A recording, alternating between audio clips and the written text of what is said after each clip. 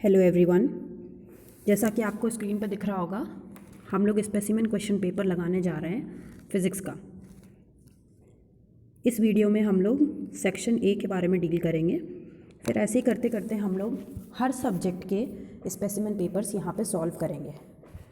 This video is not just to promote the channel, it's to increase your knowledge for all the topics that are being completed or have to be completed in your schools. So let's begin with our topic. Section A we are going to deal with. This time you all should be knowing, आप सबको पता होना चाहिए कि आपका paper दो sections में divided है, section A and section B.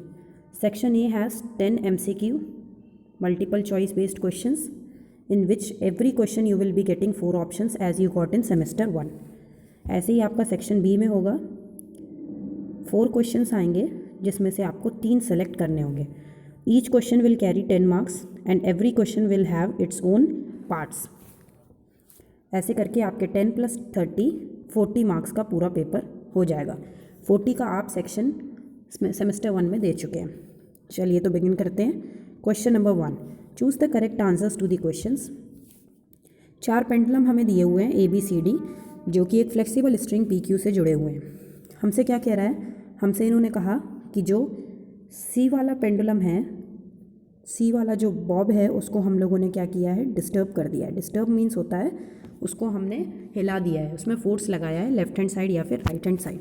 जैसे ही हम फोर्स लगाते हैं वो फोर्स यहाँ और यहाँ दोनों साइड मूव करेगा. ऐसा नहीं होगा कि आपका जो बॉब है वो उसी जगह पे टिका रहे, ऐसा नहीं होता है.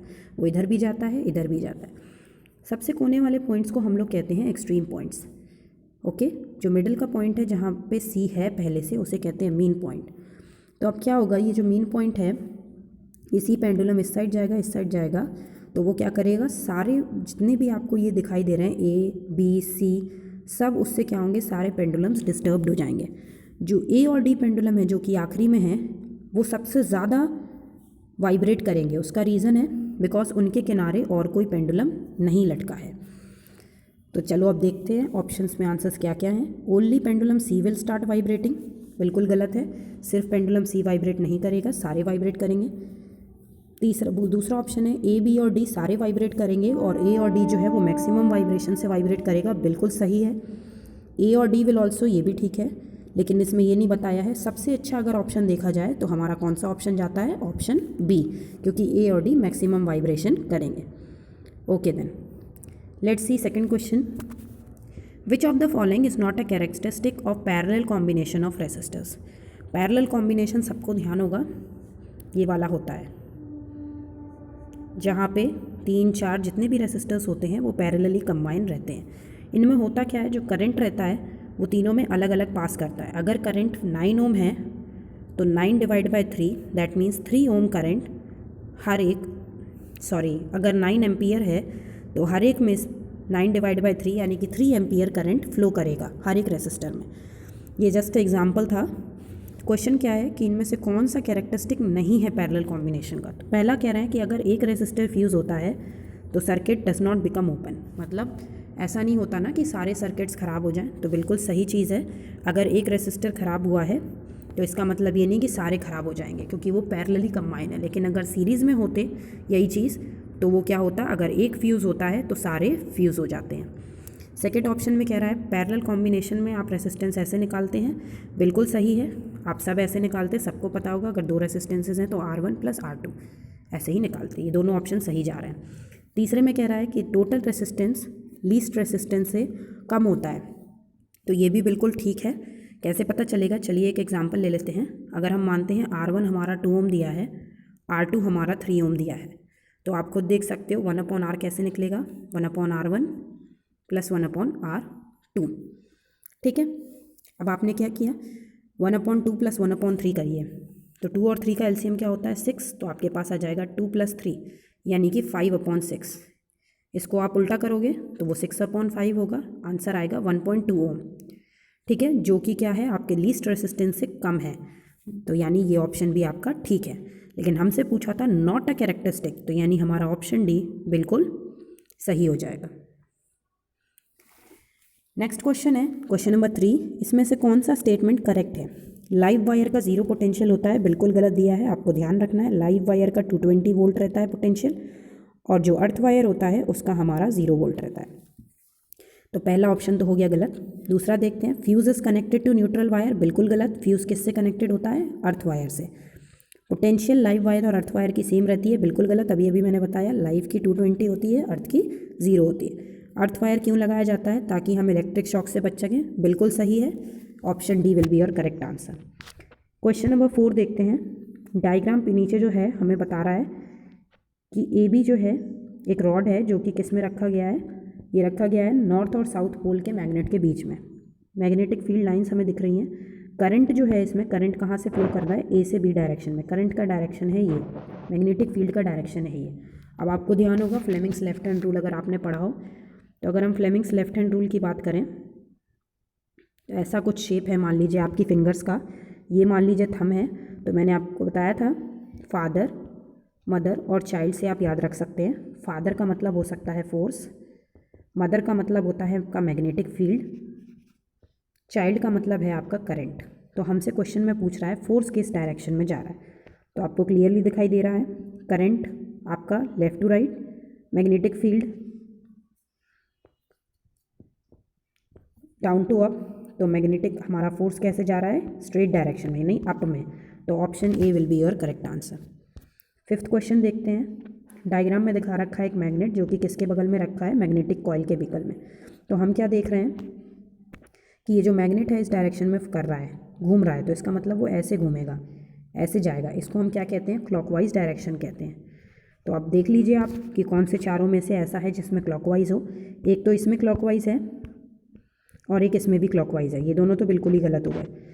अब इन दोनों में से भी हमें देखना होगा कौन सा वाला क्लॉकवाइज सही है। तो हम देखेंगे इसमें जो डायग्राम बना हुआ है, इसमें जो डायग्राम बना है इसमें वायरिंग कैसी है, यहाँ से गई है और फिर शील्ड लगी हुई है आयरन का बार, फिर ऐसे ऐसे करके क्लॉकवाइज डायरेक्शन को फ्लो करा।